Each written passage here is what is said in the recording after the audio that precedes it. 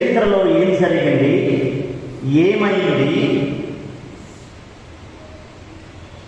దేవుడు మొదటిసారి ఏ విధంగా వచ్చాడు, ఆయన రావటం కోసం ఎంతమంది ప్రయాసపడ్డారు, ఆయన రాకడ కొరకు ఎంతమంది తమ జీవితాలను త్యాగం చేశారు అనేటటువంటి విషయాలను మనం ధ్యానించుకోవాలి ప్రియులారా.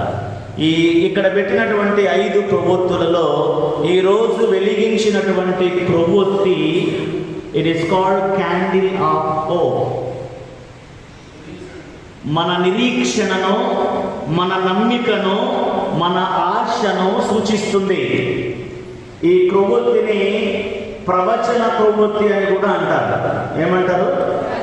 ప్రవచన ప్రవృత్తి అని కూడా అంటారు. ఎందుకంటే ప్రభువు యొక్క రాకడకు సిద్ధపడుతూ ఆశతో, నిరీక్షణతో, నమ్మకంతో ఎదురు చూస్తున్నటువంటి వారందరినీ కూడా ప్రవక్తలు తమ ప్రవచనాల ద్వారా సిద్ధపరిచారు.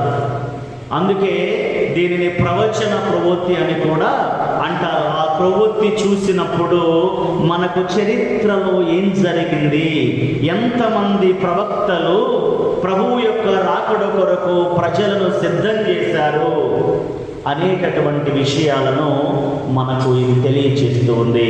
ప్రియమైనటువంటి సహోదరి సహోదరులారా, నూతన నిబంధనలో